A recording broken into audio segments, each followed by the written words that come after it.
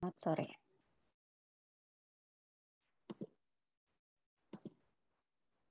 Baik, Assalamualaikum warahmatullahi wabarakatuh. Selamat sore dan salam sejahtera untuk kita semua. Selamat datang di acara Bintang Sore atau talk show yang mengusung tema mengenai Indonesia 4.0 through Social Entrepreneurship. Acara ini merupakan bagian dari rangkaian acara DIS Natalis FEBUI yang ke-71.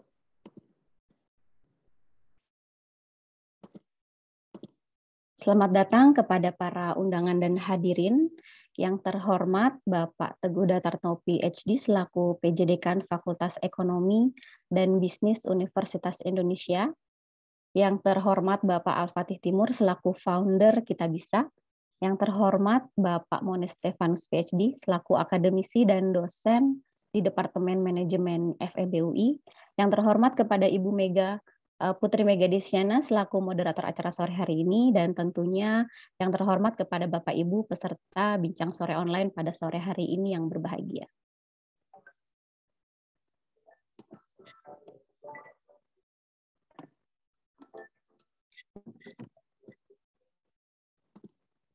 Alhamdulillah, puji syukur kita panjatkan karena berkat rahmatnya kita masih bisa berkumpul untuk bersama-sama menimba ilmu dari para narasumber yang luar biasa.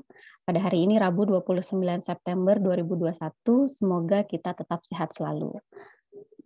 Sebelum memulai acara, perkenankan saya Fajar Epinagara selaku MC pada hari ini untuk membacakan susunan rundown acara.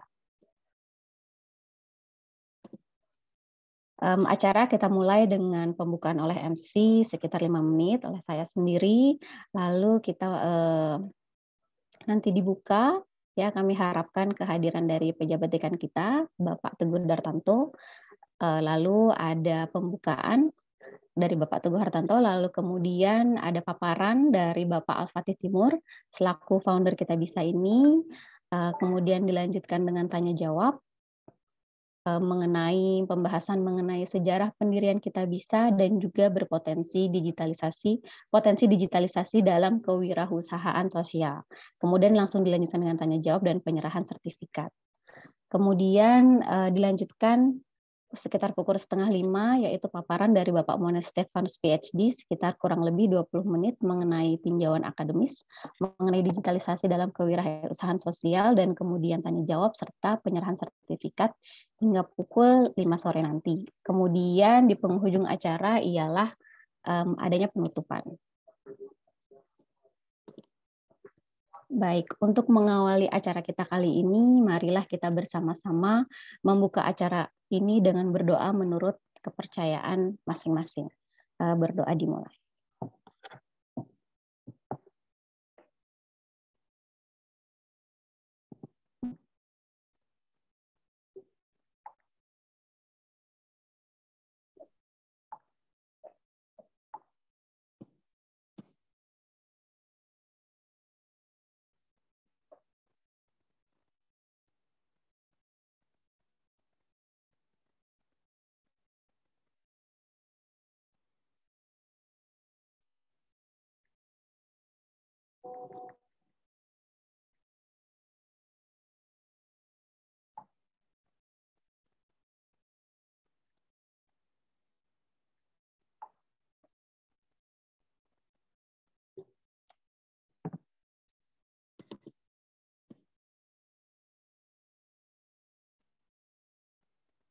Baik, terima kasih.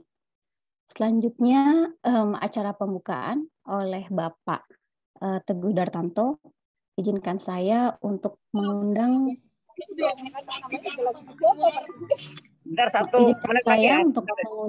Bapak Teguh Dartanto PhD selaku PJ Dekan FBUI untuk memberikan sambutan kepada Bapak Teguh. Saya persilahkan. Teguh minta 1 menit lagi. Terima kasih. Selamat siang, sore, selamat sore. Mohon maaf. Assalamualaikum warahmatullahi wabarakatuh. Mohon maaf. Waalaikumsalam warahmatullahi wabarakatuh.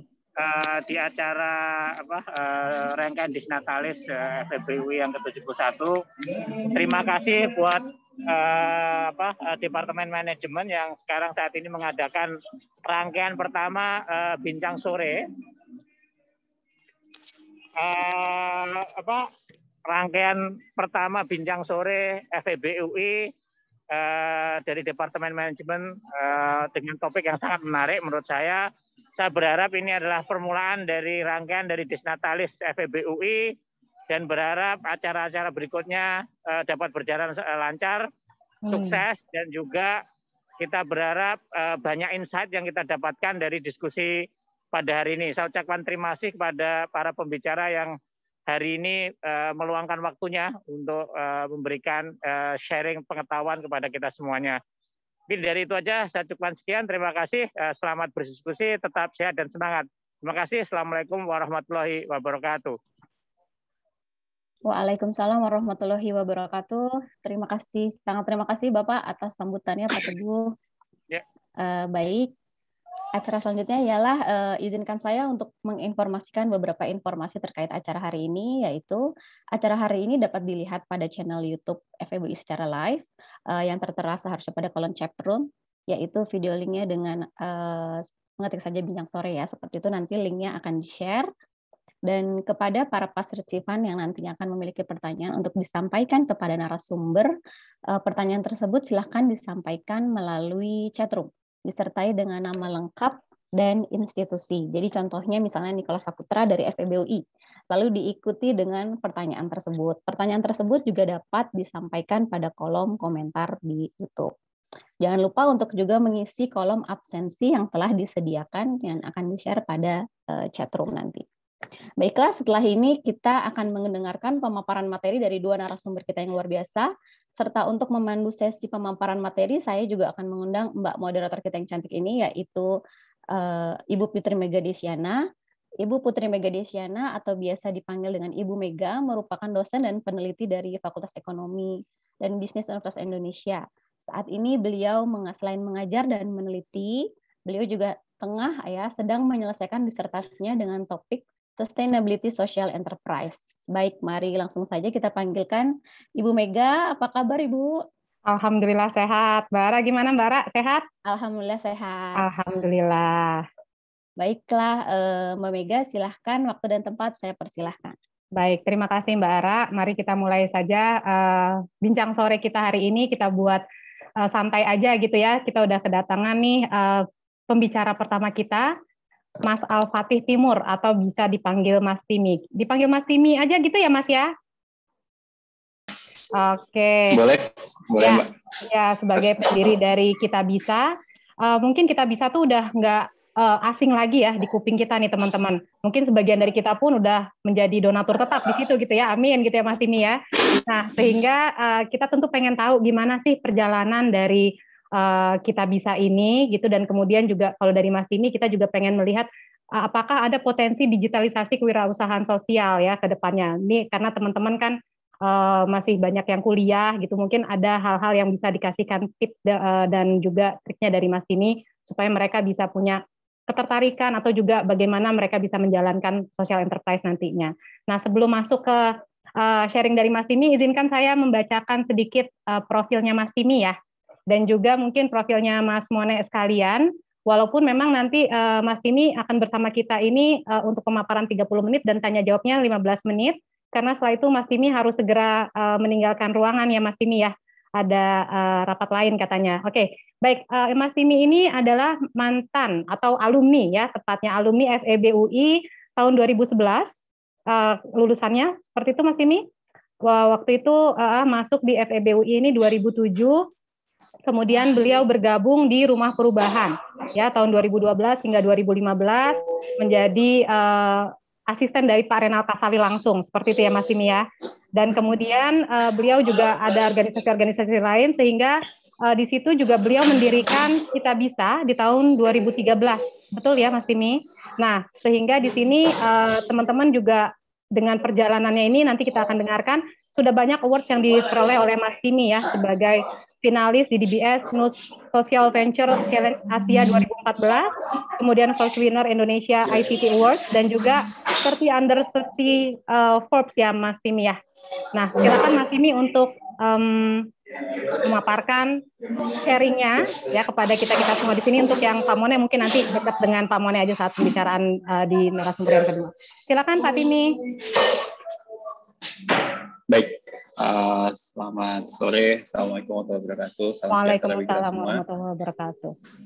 Terima kasih Mbak Mega pengantarnya. Tadi ada Mas Mone juga, salam kenal. Saya suka deg-degan ngasih kuliah karena dulu saya kalau kuliah kurang oke sebenarnya. Anyway, tapi saya bangga banget, saya alumni manajemen FEUI, lulus 4,5 tahun, jadi tidak terlalu cepat, tidak terlalu lambat. Benar tadi Mbak Mega bilang masuk 2007, lulus 2011, lalu join di Padana Kasali, dan akhirnya bikin Kita Bisa.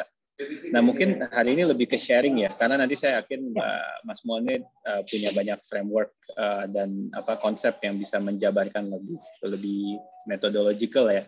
Kalau saya mungkin lebih ke experience dan pengalaman aja, khususnya dalam membangun Kita Bisa, mungkin relevan buat teman-teman. So, saya ada slide singkat sih. Saya izin sharing ya, Mbak Mega. Silakan. Oke. Ya, saya present ya, mudah-mudahan kelihatan. Oke, so ya, jadi in short, Kita Bisa itu adalah kita sebutnya crowdfunding platform ya, atau social fundraising platform. Berdiri tahun 2013. Misinya itu connecting kindness, menghubungkan kebaikan. Karena kita percaya every kindness connected di Kita Bisa tuh dunia sedikit lebih kind ya. Jadi kita pengen creating a kinder world by allowing people to channel kindness at scale. So itu mission statement kita kalau fullnya. Mimpi kita dunia lebih kind, caranya adalah connecting kindness at scale. Jadi skala besar lah connecting kebaikan. Nah, gimana cara connecting kebaikannya? Dengan menghubungkan antara orang yang butuh donasi dengan orang yang mau membantu. Dan ya, ini tim kita ada lebih dari 300 orang, kantornya di Cilandak, Jakarta Selatan, tapi sekarang lagi WFH semua. Nah, mungkin kalau ngomongin sejarah singkat, ya semuanya bermula dari FA juga ya, gitu. Jadi ini foto udah zaman jadul banget. Dulu saya FA 2007 dan banyak aktif di BEM ya. Ini kayaknya lagi perjalanan mau demo ke DPR atau ke istana gitu, naik Deborah. Masih ada nggak ya bus Deborah sekarang? Mungkin udah berubah. Udah berubah ya Mbak Mega ya. Sudah beda generasi ya. Dan sekarang naik Gokar semua. Iya, dulu nih naik bus Deborah charteran dari Depok, kita ke FK dulu gitu kan. FK terus kita long march gitu. Mungkin ya demo kayaknya sekarang banyak digantikan sama gerakan sosmed ya, tapi waktu itu saya enjoy banget ya demo-demo. I hope teman-teman sebelum lulus ngerasain juga lah sekali 2 kali gitu. Tapi in short, I think BEM pengalaman yang menarik, dan salah satu yang menarik dari BEM itu kan sebenarnya kita harus galang dana ya, harus fundraising kayak gini nih. Nah, saya yakin mungkin teman-teman mahasiswa di sini banyak yang pernah kebagian divisi Danus gitu ya. Dan Danus itu kan susah banget ya. Fundraising itu nggak mudah gitu. Jadi kalau lucu-lucuannya dulu pas kuliah, misalnya jualan piscok gitu, jualan gorengan, ya kita beli gitu ya piscoknya, kita yang jual, terus nggak habis ya nggak laku, kita beli lagi, kita yang makan juga gitu. Dan Danus tuh susah banget lah gitu ya. Nah, saya ngerasain itu dulu. Maksudnya kan problem paling sederhananya adalah banyak banget yang mau bikin kebaikan ya, kegiatan yang baik gitu, yang bantu orang, tapi kan kesulitannya dapetin donasi, ngumpulin donasi itu susah gitu. Dan zaman saya dulu ya masih ada penggalangan dana yang di lampu merah gitu-gitu juga. Nah dari sana saya sebenarnya belum kepikiran ya bikin Kita Bisa, itu kayak ngendap aja gitu. Sampai akhirnya waktu itu saya join ke Pak Renald, ini juga guru besar kita di FEUI. Dan di sana tuh saya benchmarking ya. Benchmarking tuh kayak apa ya? Mungkin bahasa sekarang itu ya ATM ya, amati, tiru, modifikasi model yang udah ada di luar negeri. Nah, jadi ini jadi kalau orang bilang wah ini hebat ya idenya bikin crowdfunding, sebenarnya enggak.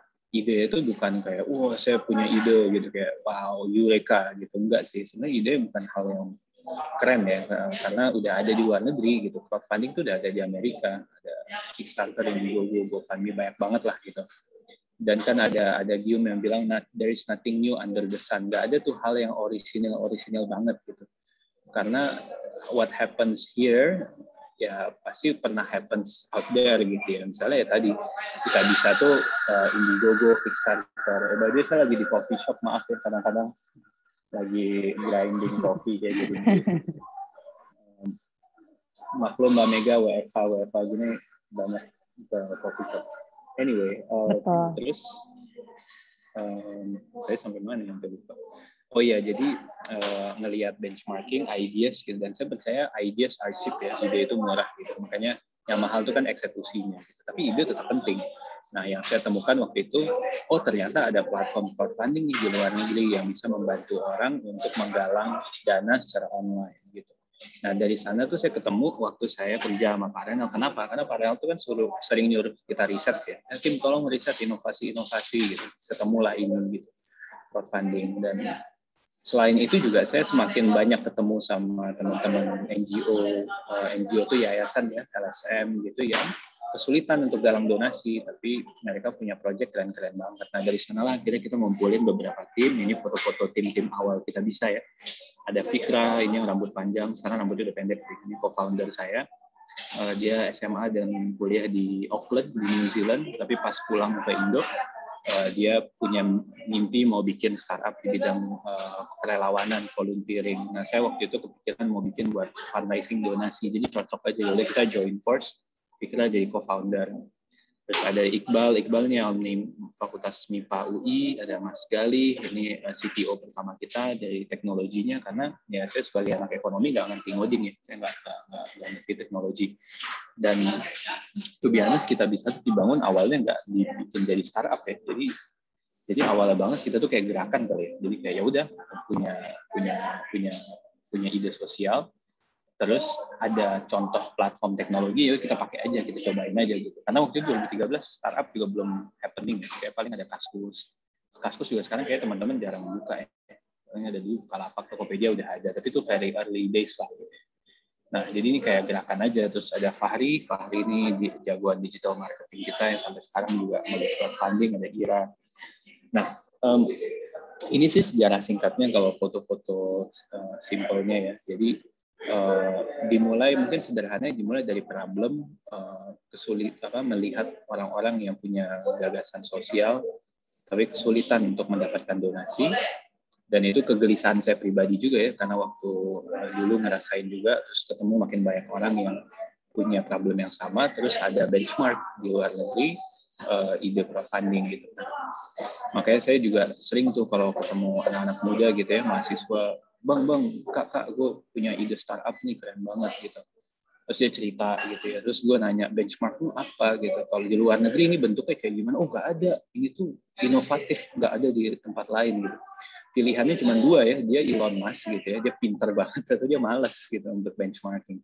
Nah, menurut saya sih itu penting ya, karena in everything that we do, doing research, cari similar model, belajar dari hal-hal mirip itu penting banget. Dan itu penting ya di dunia teknologi, karena biasanya istilahnya use case, produk, flow, itu tuh bisa banget kita belajar dari apa yang udah ada di luar sana. Sama lah Nadim juga dulu waktu bikin Gojek inspired sama Travis Kalanick yang bikin Uber gitu, dan dia satu kelas di Harvard sama Anthony Tan yang bikin Grab. Jadi ya Gojek adalah Grab adalah Ola di India, di Shuqing di China, Uber di US. Everything is a similar pattern. Teman-teman lihat fintech sekarang inovasi juga something yang similar with what happened out there. Jadi researching and benchmarking is very important.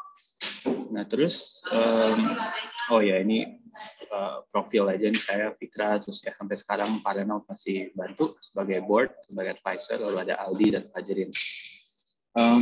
Nah, alhamdulillah sih sekarang kita udah memfasilitasi lebih dari 50.000 fundraising, penggalangan dana. Jadi karena kita bisa itu platform yang galang dana orang lain dan publik. Jadi mulai itu Basnas, Badan Amil Zakat gitu ya, ACT, Miles to Share, Rachel Penya, influencers, yayasan, individu juga gitu. Jadi macam-macam ya, ada ribuan penggalangan dana yang masuk ke kita bisa setiap harinya, yang tentu kita verifikasi. dan mereka menggalang donasi untuk berbagai isu.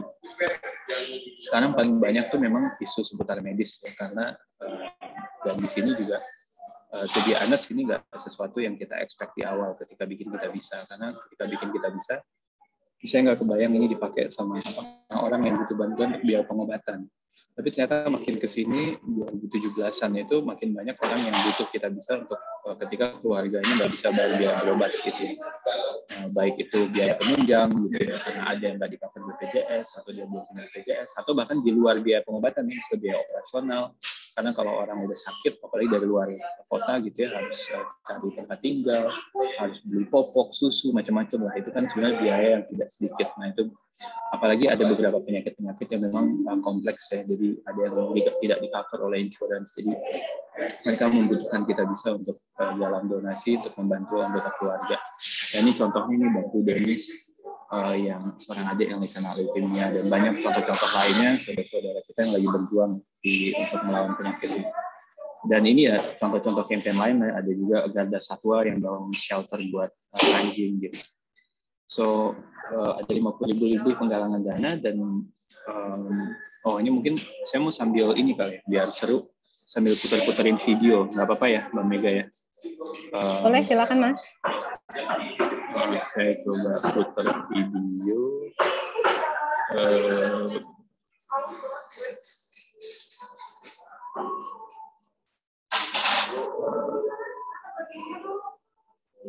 Ini kelihatan nggak Mbak Mega Instagramnya?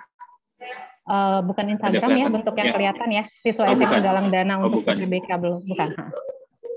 Oh belum ya, oke bentar.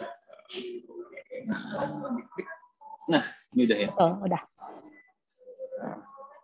Gimana cara mulai dari awal? Refresh. Okay.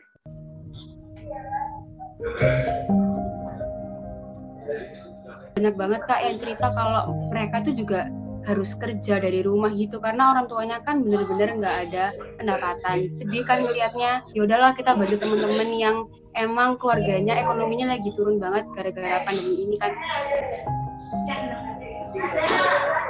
Ini itu solidaritas dari kami angkatan 2020 yang katanya itu angkatan corona. Ya ini tuh salah satu bukti bahwa angkatan kita tuh solid loh. Kita bisa meraih cita-cita itu bareng-bareng gitu loh.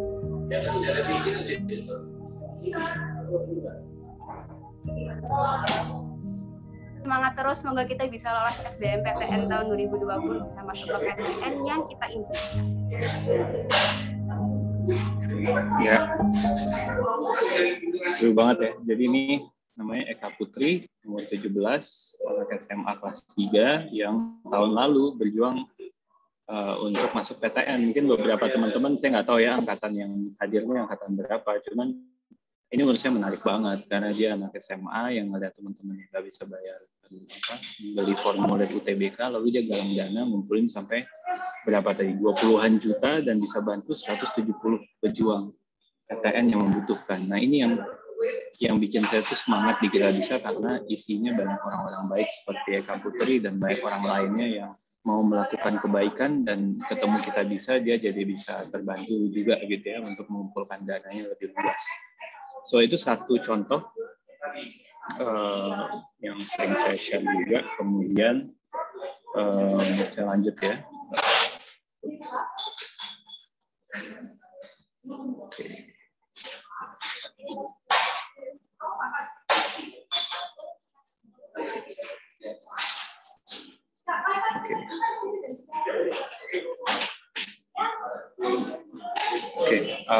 Ya mudah-mudahan slide itu udah kelihatan lagi ya. Jadi tadi kalau ada 50.000 lebih penggalangan dana yang masuk di Kita Bisa, dan per hari ini sebenarnya udah 7 juta lebih ya donatur. Jadi kan di sisi supply-nya ada yang galang dana, ada campaign.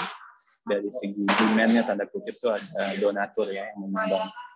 Dan ini yang gue juga bangga banget ya sebagai masyarakat Indonesia, karena kita kultur untuk berbagi sedekah gitu ya itu sangat kuat ya.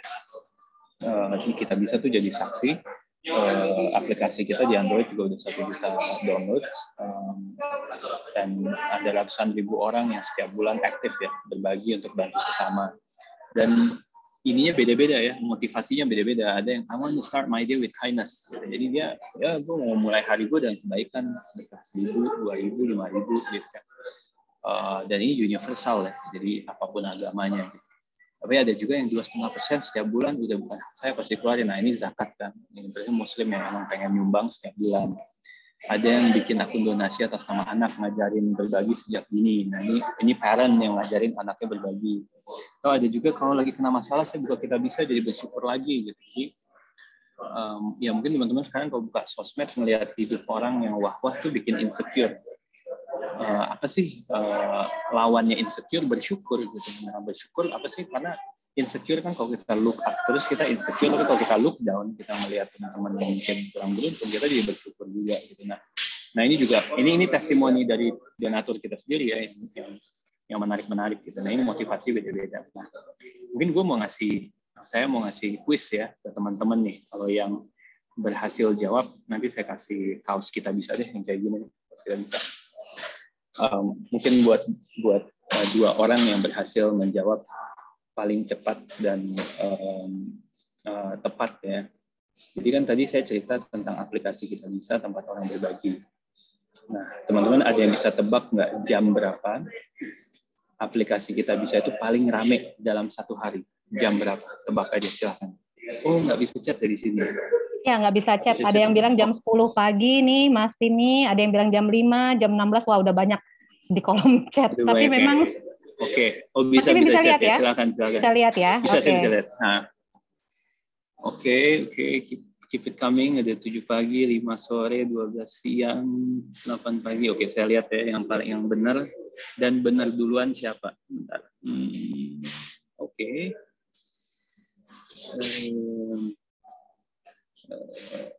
By the way, saya nanyanya jam ya, jadi jawabannya harus angka jam. Oke, saya dapat 2 pemenang paling cepat dan paling benar. Pemenangnya adalah Randar Mahardika Putra. Sorry, jam 5 doang nih. Randar nih jam 5 apa? Saya mau nanya dulu. Bisa ngomong ya? Nggak bisa Mas Timi kalau ngomongnya. Nggak bisa ya, aduh mohon maaf. Iya, ya udah, sorry ini didiskualifikasi ya, karena saya nggak tahu jam 5 apa. Kalau gitu, yang menang berikutnya adalah Muhammad Ibrahim Isa nih, jam 5 pagi. Itu nomor 1. Ada lagi nggak yang ngomong? Ada yang ngomong subuh, tapi saya nanyanya jam 5. Ada lagi nggak? Mungkin kata Mas Rendar kalau jam 5 sore itu jam 17, Mas Timi. Oh benar Mas Rendar. Setuju. Ini ada Hanifah Ramadhani ya. Hanifah Ramadhani juga jam 5 pagi. Benar banget. Jadi selamat ya Isa sama Hanifah Ramadhani. Nanti bisa mungkin reach out ke panitia reach out ke saya kirimin kaos Kita Bisa. Tapi memang benar. Jadi aplikasi Kita Bisa itu paling rame jam 5 pagi. Traffic kita naik 3 kali lipat. Kenapa? Karena orang-orang sedekah subuh. Jadi mereka habis sholat gitu ya, mereka menyisihkan sebagian di aplikasi Kita Bisa. Nah itu menarik banget sih, dan di Kita Bisa tuh juga ada fitur doa ya, banyak banget yang juga sambil berdoa dan ya sambil bantu sesama, sambil berdoa, ngasih harapan dan bacain doa orang lain juga, mengaminkan dan lain-lain. Jadi itu sih, dan kalau saya ngomong sama crowdfunding di luar gitu ya, jarang banget sih mereka ada pattern kayak gini ya, jam-jam tertentu atau hari tertentu. Nah, ini something yang unik ya buat di Indonesia sendiri. So ya, terima kasih teman-teman yang udah ikutan. Banyak nih yang ngejawab. Sorry ya, cuma dipilih 2. Saya lanjut dulu dikit lagi. Jadi buat teman-teman yang belum install aplikasi, bisa install di Android atau iOS buat berbagi lebih sering. Dan bisa sesimpel kayak Rp5.000, Rp1.000 juga bisa. Karena ada GoPay gitu-gitu. Jadi gampang sih sebenarnya. Nah, ini ada anak SD donasi, saya skip aja. Ya kita juga ada di banyak platform, karena kita teknologi platform, kita connect API atau Gojek atau Dana dan lain-lain. In-house program, ya ini mungkin beberapa alhamdulillah ada acknowledgement dari Kemensos. Jadi Kita Bisa itu izinnya di bawah Kemensos, karena Kemensos mengatur semua penggalangan donasi ya. Kita ngasih report ke Kemensos 3 bulan sekali. Kita juga diaudit sama EY, tahun ini kita diaudit sama EY. Hasilnya juga kita upload di internet, jadi publik bisa lihat. Ya ini beberapa acknowledgement lain-lain kita dapetin. Dan ini yang tadi saya bilang, jadi Indonesia itu sebenarnya dinobatkan sebagai most generous country in the world. Ini dari Charity Aid Foundation di UK gitu ya, yang bilang Indonesia nomor 1. Ada 3 indikator, satu helping strangers, orang tidak dikenal, donating money to charity, sama volunteering. Nah ini 3 indikator yang dipakai sama CAF. Nomor 2-nya kayaknya, nomor 3 Nigeria. 5 baru Myanmar, Australia, New Zealand gitu. Jadi banyak negara-negara berkembang ya sebenarnya yang dinobatkan sebagai charitable. Nah ini mungkin, ini saya mau puterin ini, menarik banget. Ini sesuatu yang saya juga bangga banget. Mungkin coba saya putar videonya. Ini sebenarnya videonya ada di Instagram, kita bisa semua sih kalau teman-teman mau lihat. Saya putar videonya. Boom. Video singkat aja.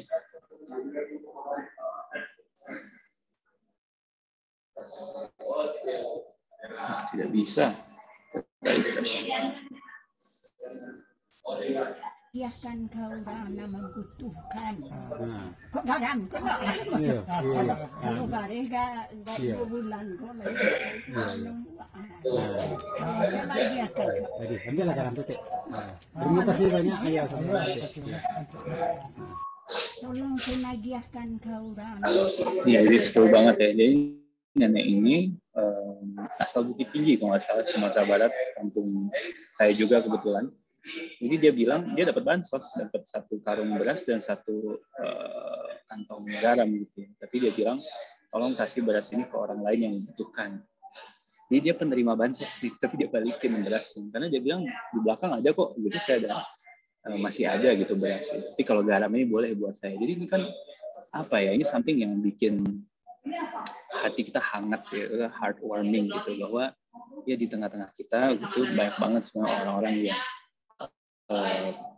ya punya kepedulian gitu ya, yang selfless gitu ya, bukan selfish. Kalau selfish dan selfless.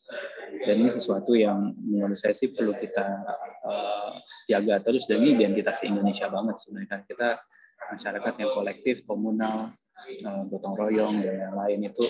Dan ini nggak hanya di offline dan di kampung-kampung ya, saya sih yakin ini juga ada di generasi muda gitu, di kita di Gen Z, di Gen Y. Karena I think doing good is the new cool gitu ya. Kalau saya lihat TikTok banyak gerakan-gerakan kebaikan.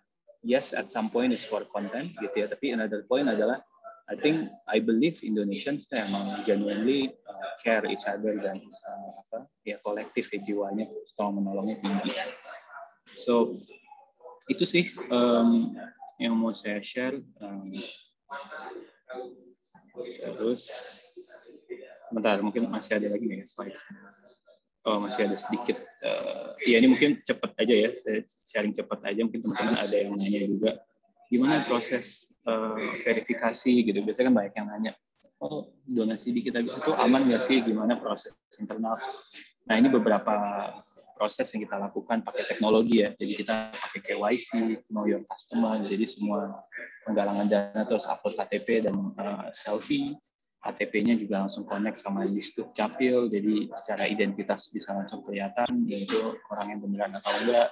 Kemudian kita minta dokumen-dokumen rumah sakit, kartu keluarga, intinya untuk memastikan orang yang dalam dana itu beneran gitu ya, dan bukan bohong-bohongan. Ada abuse report, kita juga punya tim, ada beberapa puluh orang gitu yang kita sebutnya trust and safety team, gitu, ngejagain trust dan safety dari penggalangan dana. Dan kalau ada yang mencurigakan kita investigasi gitu. Kita bikin teknologi juga, dan ini kita bikin dashboard yang bisa mendeteksi perilaku fraud gitu. Jadi kalau ada yang mencurigakan itu ada alertnya, kita bisa ketahuan gitu. So itu sih. Nah ini masih berkaitan sama tentang digitalisasi ya. Jadi gimana proses trust and safety itu juga penting, karena tidak bisa sebagai platform jalan dana ya, kita mengembangkan proses internal buat menjaga itu. Itu mungkin Mbak Mega dari saya. Oke, terima kasih Mas Timi untuk pemaparannya ya. Jadi udah ada beberapa penanya nih Mas Timi yang tertarik untuk menanyakan. Yang pertama saya bacakan dulu ya Mas Timi ya.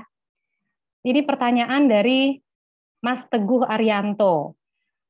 Halo, saya mau tanya, untuk galang dana di luar negeri harus dari lembaga yang terverifikasi ya? Apakah tidak bisa perorangan? Misal, kawan saya orang Palestina, dia kuliah S2 di Indonesia, sementara kemarin ada kasus Palestina dan rumah dia hancur. Jadi dia menjadi korban gitu ya, dan dia hubungi saya coba galang dana dari kawan-kawan, dan saat buka di Kita Bisa harus secara kelembagaan. Terima kasih. Gimana tuh Mas Timi? Ya, ini spesifik banget. Mas Teguh ya tadi ya, Mbak Mega ya? Iya, Mas Teguh Arianto. Mas Teguh Arianto. Thank you Mas pertanyaannya. Memang kalau dulu bisa Mas, beberapa tahun yang lalu bisa, tapi memang ya kan kita koordinasi sama banyak pihak juga kayak Kemenlu, PPATK, kepolisian dan lain-lain. Dan penggalangan dana internasional itu cukup challenging ya, dalam konteks bagaimana memastikan dananya sampai dengan tepat gitu ya.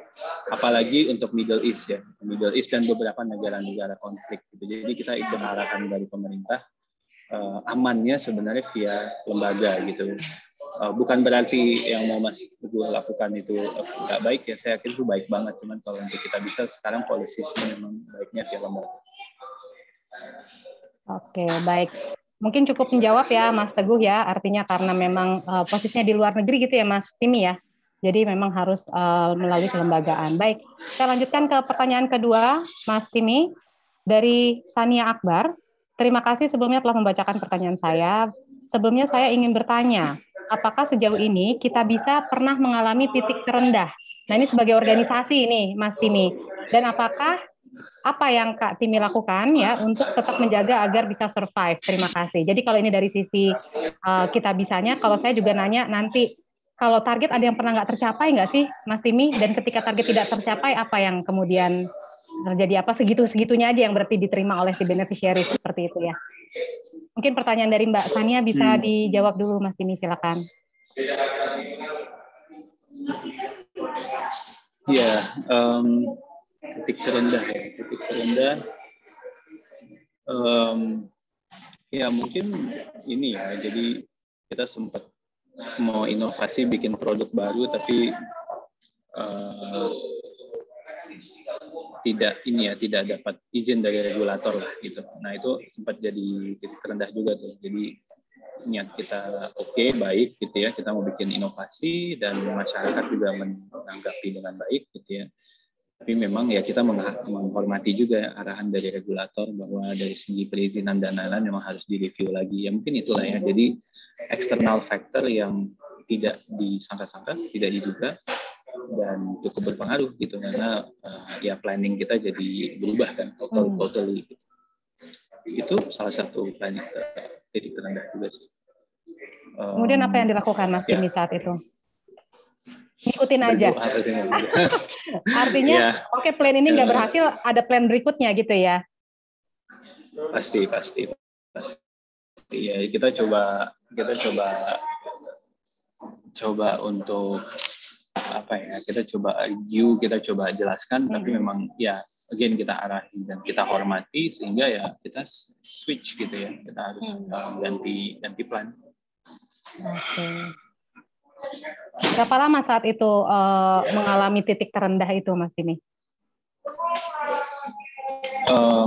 Ya bisa dibilang mungkin ya beberapa minggu awal lah ya sejak itu terjadi karena kita harus jelasin ke tim juga kan apa yang terjadi, kenapa ini terjadi, dan juga ke manusia sih yang paling penting juga ngejelasin ke pengguna ya, karena gimana pun kan kita mau memperjuangkan haknya pengguna juga gitu ya. Jadi ya itu yang challenging, dan tapi alhamdulillahnya kita bisa solve dengan baik, maksudnya kita bisa tutup dengan rapi lah gitu ya, hak-hak anggota terpenuhi gitu, dan alhamdulillah nggak ada terlalu banyak reaksi negatif. Oke. Itu kelihatan sekali tuh karakter leader berperan penting tuh Mas Timi di situ. Kira-kira karakter leader seperti apa yang menurut Mas Timi harus dimiliki ya saat kita mengalami masa-masa sulit itu? Ya, apa ya Mbak ya, mungkin ya emang gitu aja jalannya ya. Jadi saya juga percaya kayak pintunya itu kan emang kadang kebuka kadang tutup gitu ya. Jadi kalau ketutup cari lagi mana pintu yang kebuka gitu. Dan itu normal ya. Jadi apalagi teman-teman nanti kalau masih muda kan jatah gagalnya masih banyak. Kalau kita eksperimen, kalau kita mau nyobain hal baru pasti kepentok gitu ya.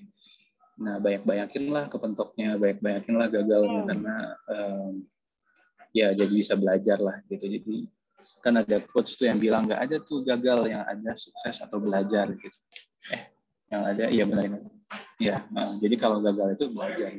Ya karena saya sih masih ini ya masih banyak bolongnya juga gitu. Jadi sebagai inexperienced CEO juga pasti memanfaatkan ini sebagai momen belajar.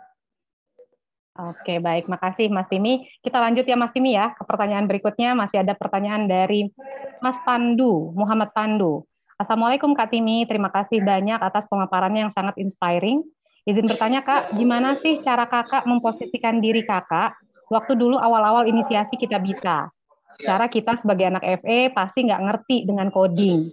Minta nasihatnya juga Kak terkait peran terbesar apa dan skill apa yang perlu ditempa untuk anak FE dalam mendirikan ataupun menjalankan startup. Luar biasa nih pertanyaannya nih. Banyak nih Mas Timi. Mantap. Good questions. Terus sampai sekarang saya juga masih banyak nggak taunya ya, karena tapi itu pentingnya kita punya tim gitu ya yang lebih pintar dari kita untuk ngajarin. Jadi nggak harus teman-teman belajar coding, tapi untuk tahu basic-basicnya, pelan-pelan ngambil course tentang basic programming itu bagus ya, atau data science gitu, atau data analysis gitu. Jadi mendekatkan diri sama dunia teknologi itu penting sih, dan kayaknya semua fakultas harus melakukan itu. Makanya ada di Natalis ada tema ini gitu. Jadi ya biasakan diri sama perkembangan teknologi terbaru, subscribe atau follow sosmed orang-orang yang baik ngomongin teknologi baru. Kadang-kadang saya juga kaget-kaget sendiri sih apa yang lagi happening di luar sana gitu ya, belum kepikiran gitu kayak apalagi dunia kripto ya, kripto lagi happening banget sekarang, terus ya, NFC dan lain-lain. Jadi banyak hal lah yang at least kita tahu dan nyobain aja dulu ya, nggak harus ngerti belakangnya gitu ya, tapi dengan kita tahu dan nyobain itu udah step pertama sih. Jadi curiosity-nya harus dibangun banget. Apalagi teman-teman kan di internet terus kan, jadi cobain aja gitu, ada hal baru, ada startup baru, cobain aja install gitu, cobain experience-nya. Oh ternyata dia gini, terus pelajari flow-nya gimana. Saya sih suka sih kalau ada hal-hal baru gitu, saya coba buka websitenya, saya kulik-kulik gitu sih, curiosity aja sih, karena dan itu penting ya, karena apalagi kalau teman-teman mau bikin startup, tadi balik lagi benchmarking itu kan tentang riset dan curiosity. Dan ya kalau untuk spesifik teknologi harus ada partner sih, karena gimana pun itu skill set yang totally different. Oke, jadi artinya nggak harus pintar semua ya, Mas Timi ya. Kita bisa berkolaborasi dengan pihak lain yang memang menguasai juga bidang tersebut gitu ya, Mas Timi. Oke, saya lanjutkan nih, Mas Timi. Pertanyaan berikutnya, Kak Timi, kitabisa.com selain donasi, sumber pendanaan lainnya ada apa aja ya, Kak? Jadi mungkin selain dari donasi-donasi ini, apakah kita bisa punya kegiatan usaha lain nih, Mas Timi? Selain dari menggalang donasi? Ya, by the way tadi saya belum share ya, kalau dari segi bisnis model, kita bisa itu ada biaya administrasi sebesar 5%, kecuali bencana alam itu 0%. Nah itu yang kita gunakan untuk biaya operasional tim, kantor, dan lain-lain. Dan itu subject to audit ya, jadi teman-teman kalau mau lihat hasil audit ya kita bisa, kan kita upload terus dan ada di website, itu kelihatan sih sebenarnya berapa biaya operasional kita untuk apa aja dan lain-lain. So itu main revenue stream kita sebagai platform, dan ini sesuatu yang secara kita konsultasi secara peraturan, secara undang-undang itu dibolehkan, dan secara syariat pun juga dibolehkan. Nah, tapi di luar itu kita selain platform, kita juga kita punya agency yang biasa handle klien-klien seperti CSR gitu ya, yang lagi bikin proyek-proyek sosial mereka, atau NGO besar gitu ya yang pengen biasanya mungkin kalau marketing konvensional kan pasang baliho, kalau ini marketing digitalnya gitu ya, pakai agency gitu. Jadi itu salah satu revenue stream lain, dan kita juga lagi ekspansi ke produk lainnya gitu ya yang masih digodok. Oke, baik. Jadi selain donasi tadi ada dari agensi ya Mas ya, dan satu rencana lagi ke depannya untuk di bidang bisnisnya, seperti itu ya. Baik. Kalau untuk tadi di luar donasi. Kalau untuk empowerment-nya, Mas Timi, untuk empowerment-nya ini ke beneficiaries-nya itu apakah memang dari pendanaan yang diberikan oleh donatur aja atau memang ada empowerment lainnya kepada beneficiaries, Mas Timi? Ada bentuk pemberdayaan lain nggak, pendampingan atau lainnya gitu? Mainly sih memang dari donasi terkumpul ya, dan itu diserahkan kepada partner-partnernya, mitra kita gitu kan. Biasanya kita ngumpulin donasi, pelaksana lapangannya tuh NGO-NGO ya, misalnya ada Dompet Duafa, Rumah Zakat, ACT dan lain-lain. Mereka lah yang melakukan penyaluran dan pendampingan. Oke, baik. Terima kasih. Kak Timi, kita lanjutin ya. Jadi ikutan Kak nih, karena di chatnya tulisannya Kak. Mas Timi, pertanyaan berikutnya adalah dari anggoran, ya. Bagaimana cara memulai dan mempertahankan platform non-profit agar tetap sustain dalam menjalankan aktivitas bisnis, khususnya dari segi keuangan? Ya dulu Pak Renot pernah bilang ke saya kayak ini kamu kalau serius kesini nafasnya harus panjang, jadi artinya harus sustainable gitu. Dan kalau ngomongin sustainable berarti harus ada model ya, revenue stream yang juga scalable gitu sih. Itu aja sih kata kuncinya ya. Tapi to be honest, kita bisa di awal juga nggak sustainable langsung ketemu ya, karena kita banyak ngandalin waktu itu ngandalin grant dari menang-menang lomba. Jadi dari menang-menang lomba terus dapat grant, itu yang jadi sumber operasional. Tapi lama-lama ya kita mungkin salah satu analogi yang menarik tuh kayak lilin ya. Lilin itu kan mencoba menerangi sekitar gitu, tapi dia membakar diri sendiri. Lama-lama lilinnya habis gitu dan cahayanya hilang gitu. Nah, gimana caranya bisa menerangi terus-terusan gitu. Itu harus cari caranya kayak genset gitu. Kalau genset kan ada input, ada output, masuk bensin. Jadi mesin gitu. Jadi menurut saya sih itu konsep sederhana lah ya, bahwa semua project, especially justru proyek-proyek sosial, proyek-proyek kebaikan itu harus mikirin sustainability. Sustainability itu bisa juga donors gitu. Tapi donors yang committed gitu ya, berkesinambungan terus-terusan gitu. Oke, jadi kalau boleh saya tambahkan, Mas Timi, bisa jadi lewat inovasi-inovasi yang bentuknya incremental ya, nggak harus yang radikal. Artinya kan dengan kita tadi ATM, melihat, meniru gitu ya, itu juga bisa menambah, kira-kira kita bisa melakukan apa lagi sih untuk menghasilkan keuntungan buat perusahaan, walaupun itu akan didistribusikan lagi untuk beneficiaries. Baik, saya lanjutkan pertanyaan berikutnya dari Dwiki Adisakti. Terima kasih atas kesempatannya, saya ingin bertanya. Bagaimana preferensi profitabilitas lembaga sociopreneur seperti kitabisa.com? Terima kasih.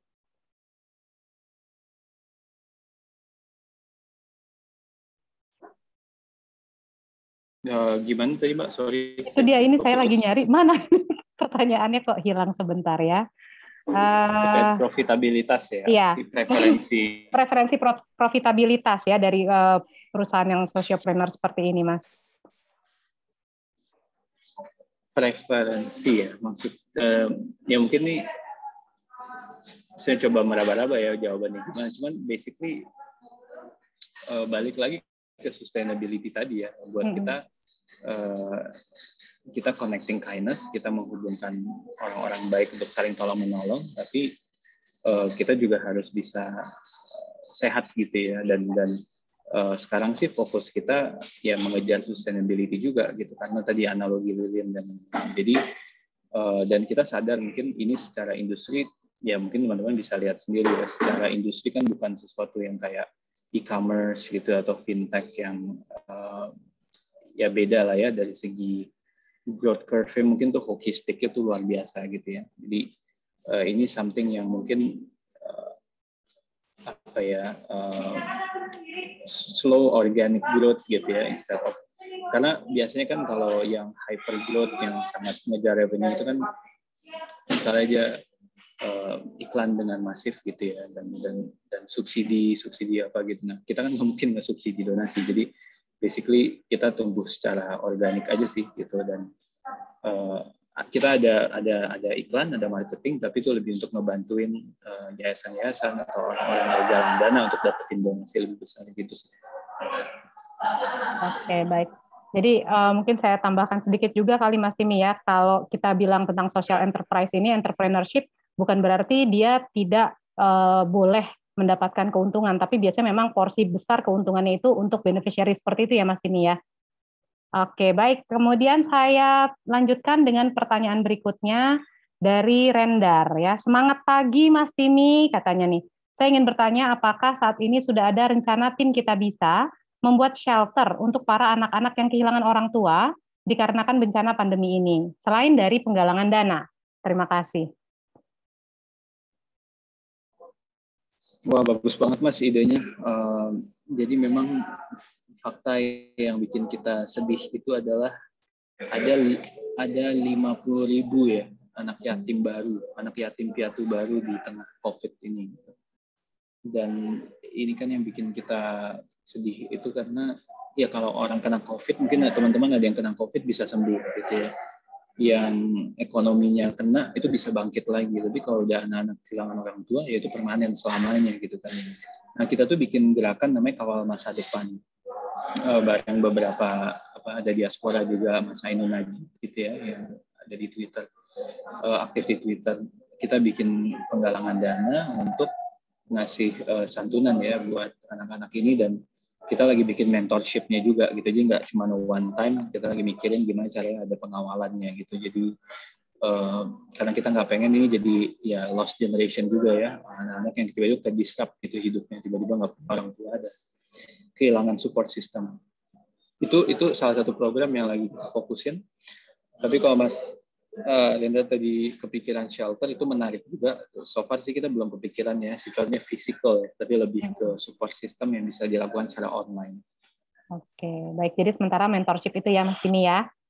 Oke, kita lanjutkan pertanyaan berikutnya. Semoga udah menjawab tadi ya Mas Rendar ya. Pertanyaan dari Mbak Malinda. Ada batasan sosialkah untuk penggalangan dana yang bisa dilakukan di Kita Bisa? Contohnya, di luar negeri ada platform fundraising bernama GoFundMe. Saya kerap kali melihat di Twitter ada penggalangan dana untuk operasi transgender, gitu ya, untuk keluar dari rumah. Intinya mungkin ada nggak sih batasan-batasan yang menurut Kita Bisa nih nggak bisa nih untuk dilakukan fundraising? Seperti itu Mas Timi. Ya, thank you Mbak pertanyaannya. Kita ada community guideline, itu bisa dilihat juga di website kita. Dan secara garis besar kita ngikutin peraturan yang berlaku di Indonesia sih gitu. Jadi dan itu bagian dari komitmen kita ya yang bernaung di bawah Kemensos. Jadi Kemensos hanya memberikan izin untuk penggalangan uang dan barang, TUB, itu Undang-Undang Nomor 9 ya, kalau nggak salah 1961 itu undang-undang yang udah agak lama yang mengatur tentang pengumpulan uang, tapi Permensosnya itu clear gitu tentang apa-apa aja yang diperbolehkan dan tidak, dan kita ngikut ke sana. Oke, baik. Jadi ada acuan dari aturannya juga ya, Mas Timi ya, yang nggak bisa melanggar itu. Baik, Mbak Malinda, semoga sudah menjawab ya. Kita tutup aja pertanyaannya, tapi masih ada beberapa pertanyaan nih, Mas Timi. Semoga waktu kita cukup ya untuk yang baru udah nggak bisa masuk lagi. Pertama, ini adalah dari tidak ada namanya. Kita Bisa adalah platform sosial untuk penggalangan dana. Izin bertanya sebagai startup, profit untuk Kita Bisa streamnya dari mana ya? Kayaknya tadi udah ya, Mas Timi ya. Lalu bagaimana cara kita meyakinkan donatur bahwa dana mereka kita sumbangkan sepenuhnya untuk penerima? Mungkin ini yang mau ditambahkan sedikit lagi. Bagaimana meyakinkan donatur bahwa dana yang mereka sumbangkan sepenuhnya untuk penerima bukan untuk platform? Ya. Jadi ya sebenarnya informasi, kalau teman-teman googling informasi tentang Kita Bisa ada biaya operasional itu cukup terbuka ya, terbuka lebar. Bahkan tadi kita bilang hasil audit kita bisa diakses publik gitu, dan itu bisa kelihatan proporsi biaya operasional yayasan itu berapa dan untuk apa aja. Saya pikir itu sih, dan seperti banyaknya lembaga-lembaga lain juga. Baik. Mas Timi, ini ada pertanyaan juga, tapi kayaknya udah terjawab dari presentasi tadi. Ada pertanyaan dari Mbak Alvina. Selamat sore, saya ingin bertanya bagaimana kitabisa.com menyikapi penggalangan dana yang bersifat pribadi, seperti membayar hutang atau membiayai sebuah pernikahan. Apakah itu masih bisa diterima? Ya.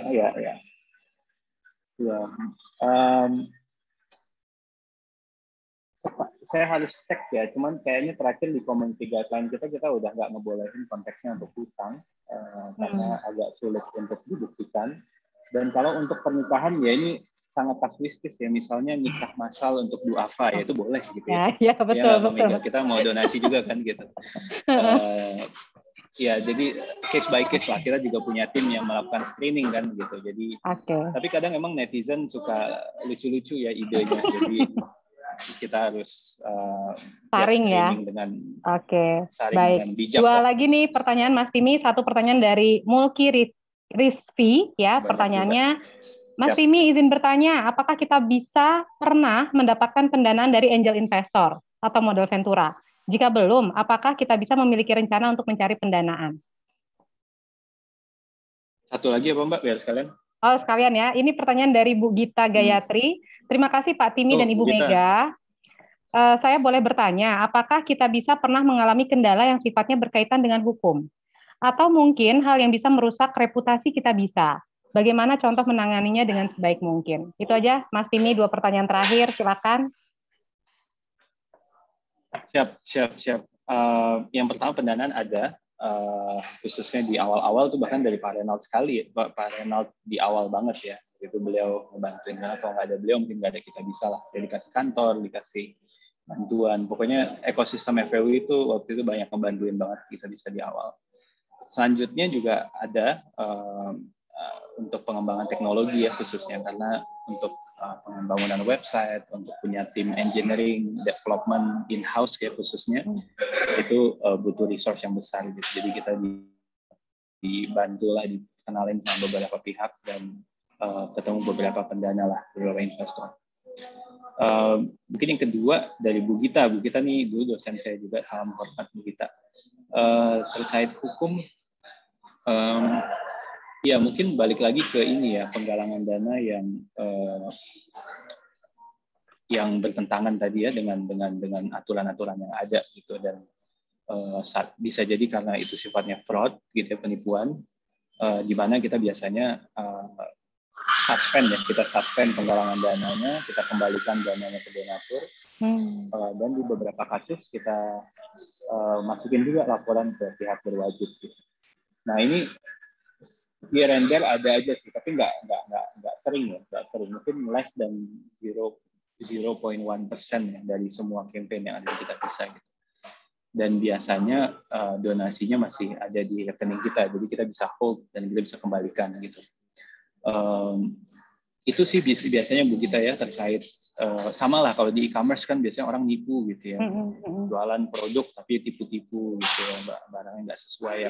Kalau galang dana juga dokumen medisnya ternyata dipalsukan atau ternyata dia tidak butuh segitu dan lain-lain. Nah itu kita tadi ya ada tim trust and safety, itu yang tugasnya benar-benar melakukan investigasi, verifikasi, screening, koordinasi sama rumah sakit, melihat laporan-laporan masyarakat, screening sosial media, karena banyak banget juga info-info dari publik, untuk memastikan kalau ada kayak gini kita langsung bisa tindak. Dan kita juga ada tim legal juga, kita ada tim legal yang juga punya pengalaman di litigasi juga di pekerjaan sebelumnya, jadi dia juga bantu untuk advokasi kalau ada isu-isu.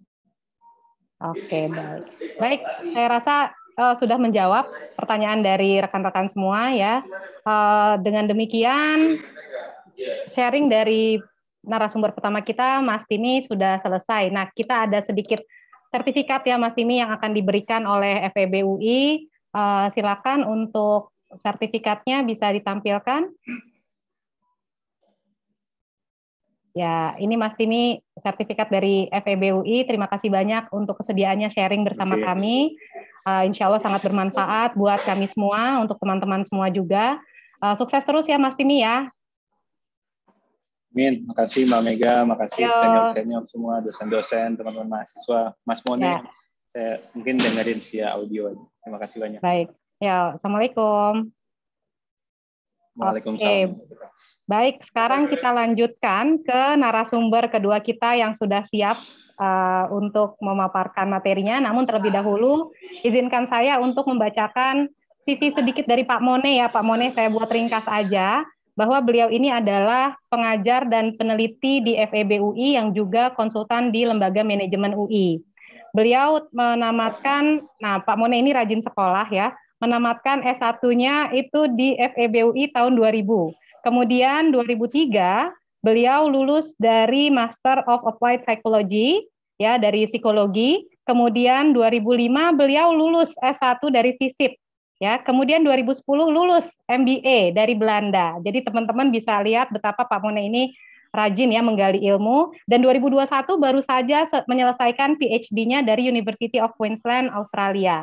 Jadi lagi seger-segernya banget nih ilmu yang Pak Mone dapatkan kemarin, akan sharing bersama kita di sini terkait dengan required social entrepreneurs to make Indonesia great. Gitu ya Pak Mone. Saya persilahkan Pak Mone untuk memaparkan materinya.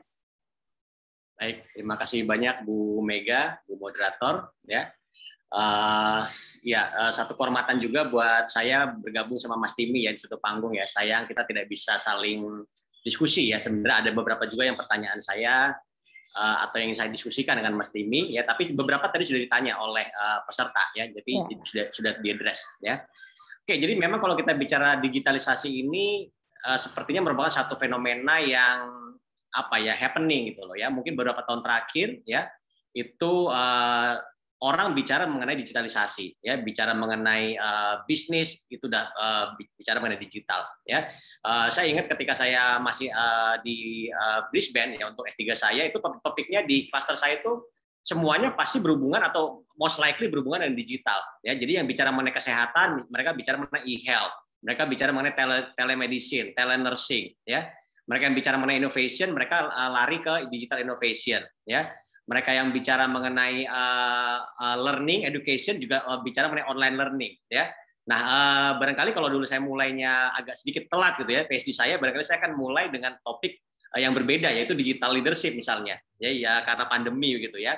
Nah, itu yang memang sesuatu yang tadi saya katakan. Jadi memang orang sekarang sedang ramai bicara digital ya. Mungkin di Indonesia agak sedikit terlambat berapa tahun, memang biasa ya dibanding katakanlah USA gitu ya, seperti itu ya.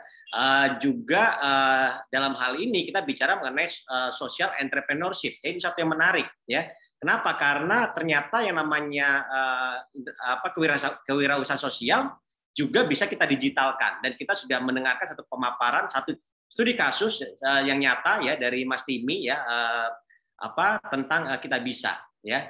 Jadi satu hal yang sangat menarik menurut saya ya. Oke, saya akan coba paparkan sedikit materi saya. Oke, nah ini saya memberikan judul presentasi saya required ya, Social Entrepreneurs to Make Indonesia Great. Ini sebenarnya ya agak-agak lebay barangkali ya, terinspirasi dari Donald Trump dulu ya kampanyenya gitu ya. Jadi ternyata yang namanya social entrepreneurship ini bisa membantu Indonesia menjadi negara yang lebih baik, lebih besar ya, lebih sehat dan lebih positif lah ya. Seperti itu. Nanti saya akan paparkan ada satu paper yang terkait dengan ini, dan juga nanti paper yang kedua lebih bicara kepada sosok orangnya ya. Nah, ini yang saya ingin ajak dulu teman-teman Bapak Ibu semua di sini untuk kita berbicara dalam koridor kenapa sih kita butuh social entrepreneurship ya. Seperti itu. Oke, ini saya ambil dari papernya Torres and Augusto ya, teman-teman ya, papernya, dan kita akan coba lihat apa yang bisa kita pelajari dari paper ini ya. Nah, ini bukan definisi lah, pemahaman lah ya, understanding apa sih social entrepreneurship ya. Ada beberapa yang kita lihat dari Bierhoff 2002, berbeda Thomas et al. 2019, atau dari Shelsky dan Parker 2010 ya. Ada kita lihat di sini ada kesamaannya ya. Jadi ada kesamaannya di sini adalah kita lihat yang pertama ini bicara mengenai pro sosial ya. Kemudian yang kedua social change ya. Yang ketiga adalah social impact. Nah, ini merupakan kata kunci ya. Jadi kalau teman-teman ingin menjadi social entrepreneurs ya, tentu saja motivasi utamanya adalah bicara mengenai sosial ya. Jadi bukan profit ya. Tadi seperti disampaikan oleh Mas Timi ya, bahwa tetap ada unsur profit untuk menjaga, terutama untuk menjaga sustainability dari kita bisa ya, tapi motif utamanya adalah untuk membantu memecahkan masalah-masalah sosial ya. Ini kata kuncinya. Saya pikir ini juga kalau kita di FEBUI gitu ya, ini kan satu hal yang sudah katakanlah mendarah daging ya, dari mulai ospek gitu. Dulu ya kita sering ada lagu-lagu ospek gitu ya, termasuk ini ya, yang bilang kita memang kapitalis gitu kan, tapi bukan asosialis gitu loh ya. Jadi memang kita mencari untung ya, tapi bukan berarti kita melepaskan diri atau mengignore masalah-masalah sosial yang kita hadapi ya. Dan kalau kita bicara mengenai social entrepreneurship ya, kita balik ya. Jadi kapitalisnya lebih kecil ya, motif profitnya lebih rendah ya, dan motif sosialnya yang akan lebih tinggi. Ini yang mencirikan social entrepreneurship ya. Nah, di paper ini si peneliti ini ingin mencari tahu ya, bagaimana hubungan atau adakah impact dari digitalization dan social entrepreneurship terhadap national well-being ya. Oke, ini metode dan datanya ya. Jadi mereka menggunakan metode yang namanya qualitative comparative analysis ya. Jadi datanya dikumpulkan dari 27 negara ya. Dan itu merupakan data-data sekunder ya. Tentu saja mereka dapatkan data ini dari berbagai sumber ya. Jadi ada beberapa variabel, misalnya di sini WB National Wellbeing ya. Kemudian Social Entrepreneur Activity ya. DAI Digitalization, IDS Educational System, Governance, PFS Philanthropic Financial System ya. Nah, ini data-data yang mereka kumpulkan ya, dan kemudian mereka menggunakan qualitative comparative analysis ya. Nah, ini yang mungkin yang ingin saya tekankan atau garis bawahi di sini, ada yang menarik ya. Jadi kalau kita lihat di sini variabel PFS ya, Indonesia ini skornya sangat tinggi teman-teman ya. Jadi kita lihat di sini Indonesia 0,67 ya, 0,67 ya, ya, jadi termasuk yang paling tinggi ya. Kalau nggak salah yang lebih tinggi hanya Australia ya. Ya, ini nggak kelihatan di Zoom saya ya. Ya, jadi intinya tadi mengkonfirmasi katakanlah paparannya Mas Timi, bahwa Indonesia ini termasuk negara yang orang-orangnya suka memberi sedekah tadi ya, membantu orang lain ya. Di dalam saya bikin melakukan satu riset kecil terhadap Kita Bisa gitu ya. Saya nonton video-videonya Mas Timi atau Kita Bisa, itu dibilang itu sudah mendarah daging yang bicara mengenai culture kita, bicara mengenai gotong royong ya. Jadi membantu orang lain yang kesulitan, yang sedang kesusahan ya. Nah, ini sebenarnya satu modal utama bagaimana social entrepreneur ini bisa katakanlah memanfaatkan ya, atau bahasanya mungkin agak konotasi negatif gitu ya. Tapi sebetulnya sah-sah saja, itu bagaimana mengkapitalisasi ini ya. Dan tentu saja motifnya adalah untuk motif sosial kalau kita bicara social entrepreneurship ya. Oke, apa sih temuannya ya? Jadi temuannya sayangnya si peneliti ini gagal ya menemukan bukti bahwa semua variabel itu karena thresholdnya sangat tinggi ya, tidak secara langsung mempengaruhi national well-being ya. National well-being ini di sini memang bicara mengenai katakanlah satu konsep yang cukup luas ya. Jadi termasuk di situ adalah bicara mengenai kebahagiaan ya. Jadi ada satu survei, teman-teman barangkali pernah dengar gitu ya, happiness index. Nah, itu termasuk yang digunakan oleh peneliti ini ya. Nah, namun ada hal yang perlu kita cermati ya, bahwa temuan ini bukanlah kemudian tidak berarti social entrepreneurship atau digitalization itu tidak memiliki pengaruh terhadap national well-being ya. Di sini katakan the value suggests that the presence of social entrepreneurial activity ya, kemudian digitalization dan the presence of education system, governance, dan juga philanthropic tadi ya, lebih berhubungan dengan tingkat national well-being yang tinggi ya. Jadi ternyata tetap ada hubungannya ya, meskipun secara individual mereka tidak berpengaruh langsung terhadap national well-being ya. Kemudian ketidakhadiran variabel-variabel tadi ya, itu akan berhubungan ya dengan ketiadaan national well-being ya. Jadi kita lihat di sini sebetulnya memiliki dampak ya terhadap national well-being. Oke, kemudian Ya, ini yang mungkin lebih relevan buat negara kita ya. Di sini dikatakan insight berikutnya dari paper ini adalah when institutions are weak, social entrepreneurship can make a difference ya. Kita paham bahwa yang namanya negara kita secara struktural, secara institusional kita masih belum kuat ya. Jadi sistem edukasi kita masih belum bagus gitu ya. Governance kita juga masih belum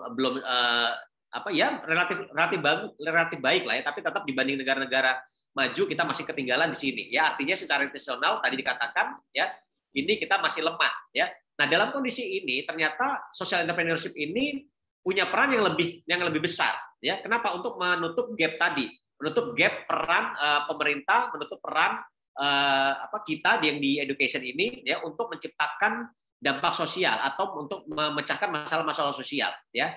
Nah, jadi kehadiran sosok-sosok wirausaha sosial ini ternyata sangat dibutuhkan ya, atau lebih relevan dengan negara-negara yang institusionalnya masih lemah ya, termasuk di negara kita ya.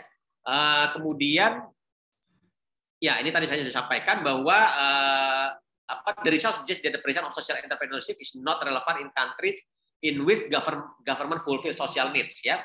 Di negara-negara maju barangkali sosok-sosok wirausaha sosial ini tidak terlalu dibutuhkan. Kenapa? Karena peran institusi ya, terutama negara sudah sangat kuat ya. Jadi mereka, kita tahu teman-teman barangkali negara-negara maju ya, mereka punya misalnya tunjangan pengangguran ya. Jadi kalau orang nganggur itu mereka tetap dapat tunjangan ya. Kemudian sarana kesehatan, pendidikan itu juga mereka sudah relatif lebih baik dibanding kita ya. Nah, di dalam konteks negara kita yang di mana peran pemerintah tadi masih belum dominan ya, meskipun Undang-Undang Dasar sudah mensyaratkan ya, tapi kita sedang menuju ke sana, saya pikir. Jadi saya pikir sudah lebih baik ya. Jadi dulu waktu saya kecil barangkali nggak ada yang namanya program wajib belajar ya, gratis, sekolah gratis. Mungkin setelah saya SMA barangkali ya baru mulai wajib belajar 6 tahun gitu ya. Kemudian naik 9 tahun seperti itu. Nah, itu yang saya pikir ada improvement ya.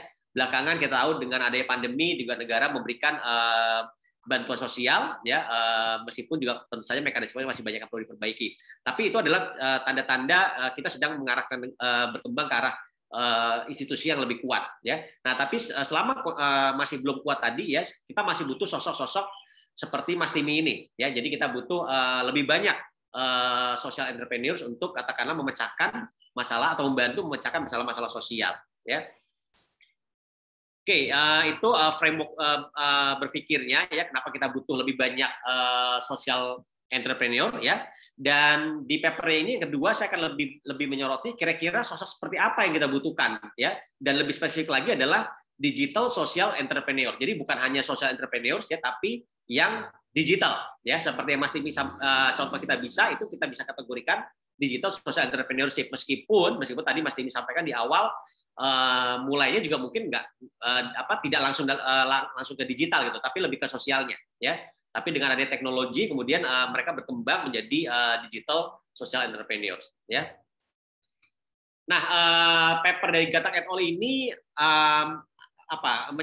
mempresentasikan beberapa karakter ya, beberapa requirement yang kira-kira apa sih yang kita cari, karakter apa sih yang dominan ya, yang mereka temukan dari sosok seorang digital social entrepreneurs ya. Yang pertama empati ya.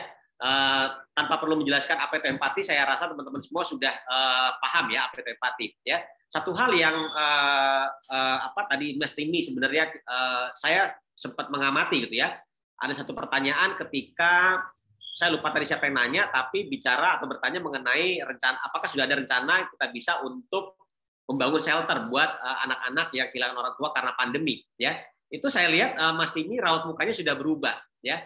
Artinya saya melihat begitu Mas Timi teringat akan anak-anak yang kehilangan orang tua karena pandemi itu, dia langsung punya empati ya. Itu kelihatan raut wajahnya udah langsung katakanlah sedih gitu ya. Jadi mereka meskipun barangkali dia nggak kenal dengan anak tersebut ya. Nah, tapi dia punya empati. Nah, ini adalah salah satu karakteristik kunci yang memang dibutuhkan oleh seorang digital social entrepreneur ya.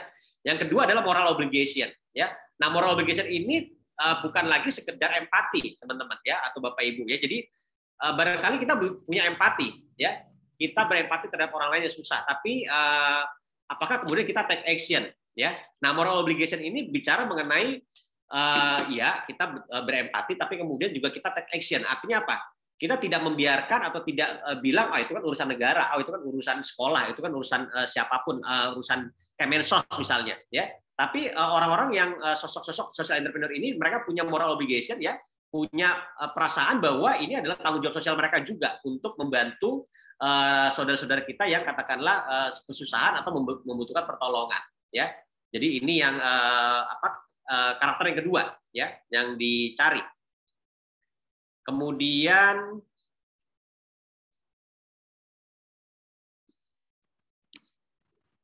berikutnya adalah self efficacy, ya. Jadi kepercayaan diri untuk memecahkan masalah-masalah sosial, ya. Barangkali teman-teman yang belajar OB udah belajar ini, ya. Nah, tapi dalam konteks ini lebih kepada bagaimana kepercayaan diri seseorang itu dalam memecahkan masalah-masalah sosial, ya. Kadang-kadang kalau kita ngobrol gitu, ya, kemudian kita tahu bahwa ada masalah, kita pengen bertindak, tapi kemudian kita merasa kayaknya bisa nggak sih saya memecahkan masalah ini gitu loh, ya.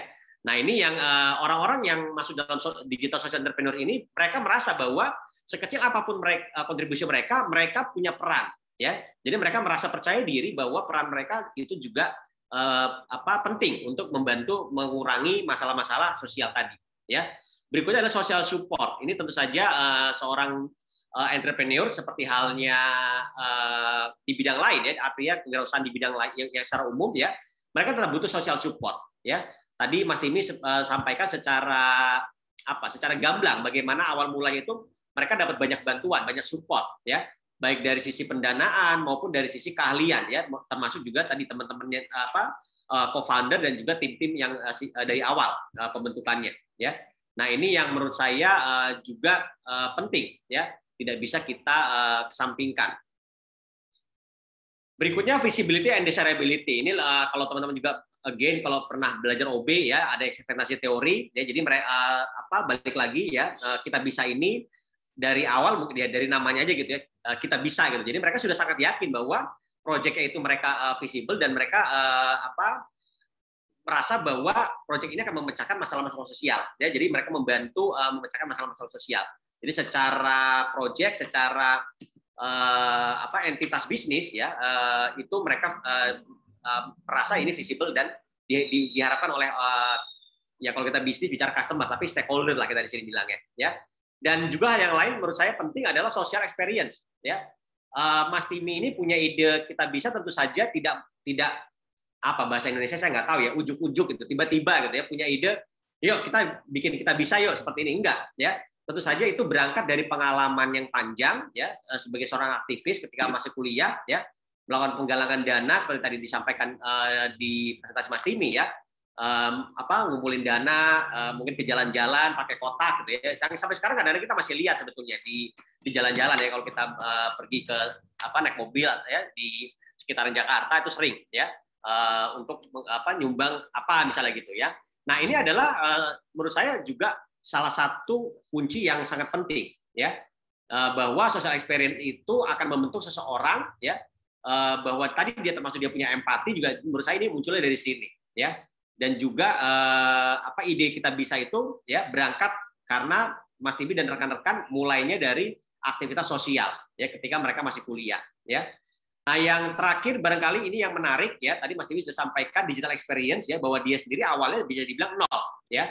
Nah, namun tentu saja 0 ini mungkin maksudnya bukan sama sekali nggak ngerti apa-apa gitu, tapi maksudnya exposure terhadap sesuatu yang digital, ya, saya rasa itu paling nggak sudah teman-teman yang katakanlah teman-teman mahasiswa saat ini nikmati sehari-hari lah, ya, sosial media, platform, Gojek, Grab misalnya, ya, dan sebagainya, itu udah mobile banking, ya, itu termasuk digital experience, ya.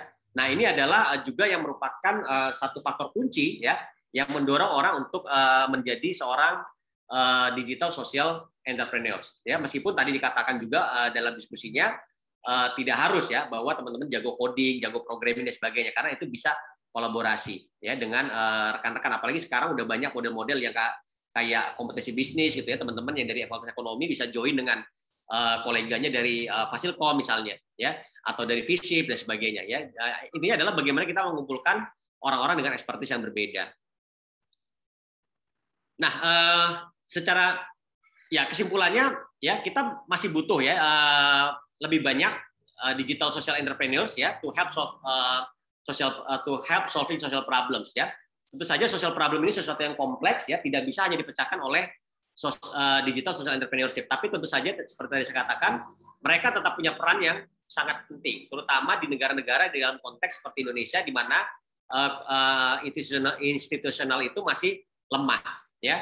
Dan satu hal yang positif ya yang bisa kita manfaatkan adalah kita punya tadi value culture membantu ya, gotong royong ya, high social capital ya, yang tentu saja ini bisa kita manfaatkan, bisa kita optimalkan ya, tentu saja untuk memecahkan masalah-masalah sosial ya, bukan untuk semata-mata demi profit ya. Nah, bagaimana sih opportunity-nya? Ini masih luas sebenarnya teman-teman. Jadi pertama misalnya di farming ya. Ratan misalnya ini di Australia, penelitian Australia ini juga sama ya, mungkin di Indonesia sudah teman-teman sudah mulai pernah misalnya ya, salah satu kendala utama petani itu kan ketika mereka panen kemudian karena saking banyaknya harga jatuh nggak ada yang mau beli gitu loh ya. Nah ini kadang-kadang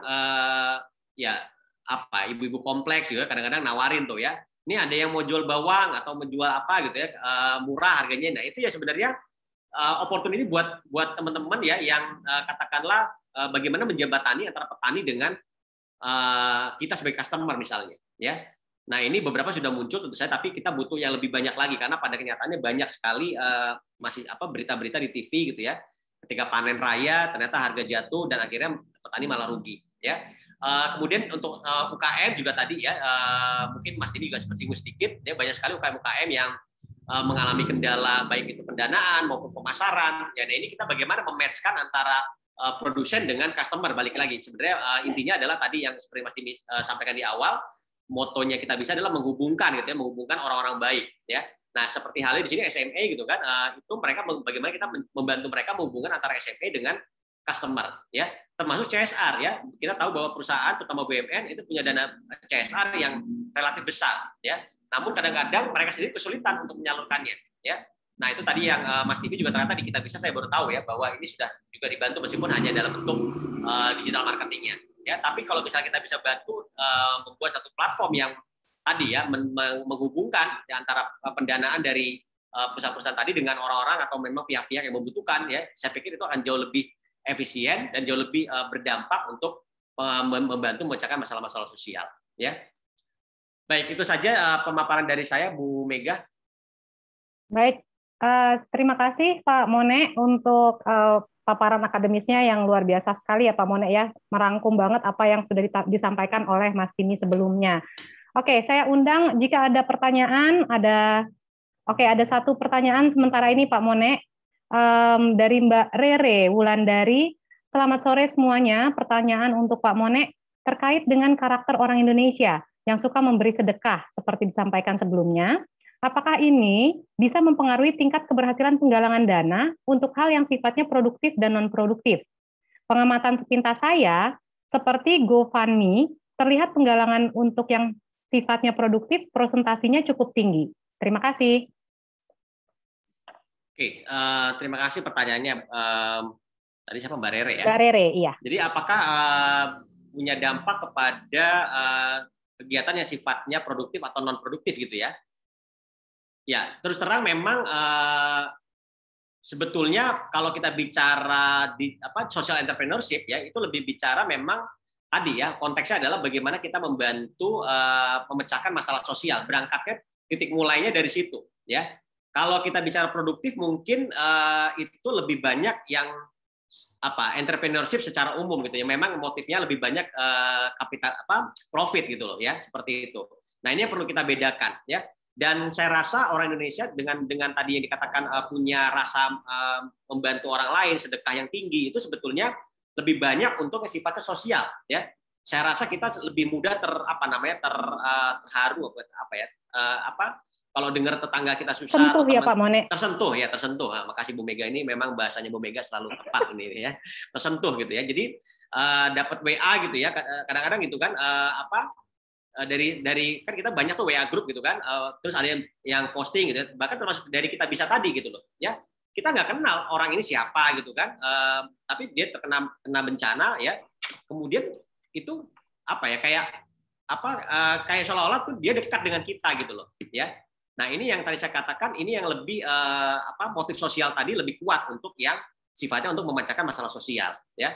Kalau yang buat produktif, saya pikir itu lebih banyak kayak misalnya crowdfunding, ya. Jadi kebetulan kami juga di lembaga manajemen beberapa bulan lalu bikin webinar tentang crowdfunding, ya. Jadi bagaimana membantu terutama UKM ya untuk pendanaan, lebih ke pendanaan, dan memang mereka lebih fokus kepada profit gitu loh, ya. Bukan berarti sosialnya nggak ada, tetap ada, tapi mungkin yang lebih utama adalah profitnya, bukan sosialnya. Nah, ini yang perlu kita bedakan menurut saya. Oke, gitu, mungkin penggalangan dana di sini maksudnya berdampak sosial bagi beneficiaries-nya, yaitu si UMKM itu, Pak Mone. Jadi dengan kita ngasih ke UMKM yang butuh ini gitu ya, akan berdampak sosial kan, kesejahteraan UMKM ini ikutan meningkat gitu ya. Oke, kalau konteksnya pertanyaan begitu betul ya, bahwa kita juga membantu UKM seperti tadi saya sampaikan ya, banyak sekali small medium enterprise kita yang memang katakanlah butuh pendanaan gitu ya, termasuk ya, bahkan kalau saya kadang ngobrol gitu ya dengan tukang sayur di pasar gitu ya, itu mereka kadang-kadang butuh modal gitu loh, katakanlah 500.000 tiap hari gitu loh ya, untuk modal awal. Sebetulnya kadang-kadang mereka sudah punya modal gitu untuk ini, tapi somehow gitu kan tiba-tiba mereka punya kebutuhan, misalnya anaknya masuk sekolah, artinya apa, modal dia buat jualan kepake ya, untuk besok dia modal jualan susah tuh nyarinya gitu loh. Nah, ini yang di masa lalu kan kita sering dengar ada rentenir gitu ya. Ya, betul, seperti betul. Itu. Nah, itu yang sebenarnya bisa nih digital social entrepreneur itu masuk ke sisi-sisi seperti ini gitu. Jadi bagaimana kita mengurangi gitu ya dampak negatif dari rentenir tadi ya. Termasuk yang tadi saya katakan yang panen gitu kan. Petani kadang-kadang mereka nggak butuh uang ya, tapi akhirnya panennya di ijon ya. Jadi ijon gitu loh. Nah, itu yang bagaimana kita bisa bantu gitu loh, seperti betul itu. Sekali. Atau dengan pengelolaan juga bisa ya Pak Mone ya, social enterprise ini membantu dari sisi pengelolaan supaya yang tadi panen melimpah itu nggak cepat busuk gitu kan ya. Betul. Jadi betul, yang teknologi ya. pangan gitu bisa membantu di sana ya. Jadi Bu Mega saya rasa juga pasti, atau ibu-ibu yang di sini ya, itu kan kadang-kadang tinggal di komplek gitu kan, ada aja kan ibu-ibu komplek yang ini nih dia beli bawang gitu kan, satu karung gitu kan, nah tapi kan sebetulnya nggak bisa dihabiskan sendiri gitu loh ya, akhirnya dia tawarin kan ke tetangga-tangganya gitu loh dengan harga mungkin lebih murah dari pasar, tapi sebenarnya motif utamanya tadi dia beli dari petani yang sedang kebanyakan oversupply gitu loh ya. Nah, ini kalau kita buatkan satu platform ya, tentu saja kan bisa menjangkau lebih luas itu, lebih banyak gitu loh ya, daripada yang melibatkan manual ya, ibu-ibu pergi ke Cirebon atau kemana gitu kan, pasti lagi jalan-jalan ya, atau beli bebek gitu kan, telur bebek gitu ya. Dari situ ya itu ya kadang-kadang saya juga dapat tuh tawaran begitu gitu, entah saudara entah teman gitu ya, seperti itu. Oke, baik Pak Mone. Ini diskusi malah makin seru ya, makin mau selesai ini malah makin seru, dan kayaknya udah nggak bisa terlalu berlama-lama lagi karena waktunya sudah lewat 1 menit nih Pak Mone. Sedikit aja, jadi dari terakhir karakter yang Pak Mone sampaikan tadi untuk digital social entrepreneur, itu sebenarnya kan karakteristik-karakteristik yang lain memang harus dimiliki oleh social entrepreneur. Hanya aja yang terakhir ya, digital experiences ini yang menjadi kunci bahwa si digital socialpreneur ini harus lebih melek gitu ya Pak Mone, atau melalui kolaborasi tadi yang seperti Mas Timi lakukan. Seperti itu ya Pak Mone. Baik. Ya, kalau boleh saya tambahkan, selain digital, social experience juga. Makanya tadi kan digital social entrepreneurs ya. Betul. Jadi 2, digital dan sosial, itu yang kata kuncinya menurut saya. Oke, baik. Pak Mone, terima kasih banyak untuk sharingnya. Nah, untuk acara selanjutnya akan saya serahkan kepada MC. Makasih banyak ya Pak Mone ya. Sehat selalu Pak Mone. Silakan Mbak Ara. Baik, Mbak Mega, baik, maka oke, baik, terima kasih. Nah, sebelum kita akhiri acara Bincang Sore ini, ada dengan Bapak Paksi, betul? Dengan Bapak Paksi Walandau untuk ingin menyerahkan sertifikat, begitu ya Pak, dengan Pak Mone sebagai bentuk ucapan terima kasih sekaligus penghargaan dari pihak panitia. Silakan. Pak Mone, sertifikatnya saya serahkan. Terima kasih. Senang ketemu lagi. Terima kasih. Apa kabar? Baik, Bos. Bagus, yang Bos Pak Paksi nih, Bos. Iya, Pak Paksi lah yang Bos. Terima kasih juga sama Pak Timi. Keren. Terima kasih. Silakan Mbak MC. Oke, baik. Baik, dengan demikian selesailah sudah ya acara Bincang Sore kali ini mengenai Indonesia 4.0 through Social Entrepreneurship. Kami mengucapkan terima kasih yang sebesar-besarnya kepada Bapak Dekan, Bapak Teguh, Bapak Kepala Departemen Manajemen, kepada Prof. Irwan, kepada Mas Timi, Bapak Mone juga atas kesediaannya sebagai narasumber, kepada Bapak Paksi Walandau selaku koordinator webinar Disnatalis ini, Disnatalis FEBU yang ke-71, Ibu Putri Mega Desiana selaku koordinator, dan tentunya kepada seluruh peserta webinar Bincang Sore ini yang setia dari awal hingga akhir acara. Kami ucapkan terima kasih pula atas bantuan dan dukungan panitia Disnatalis FEBU yang ke-71 ini sehingga Bincang Sore ini dapat terlaksana dengan baik. Kami atas nama panitia memohon maaf atas segala kekurangan yang berkaitan dengan pelaksanaan acara ini. Akhir kata, jangan lupa 5M. Semoga kita semua sehat jiwa dan raga. Have a great day everyone, dan terima kasih. Wassalamualaikum warahmatullahi wabarakatuh. Terima kasih Bapak Ibu semua. Terima kasih. Kami izin undur diri. Ya, izin live ya. Izin live.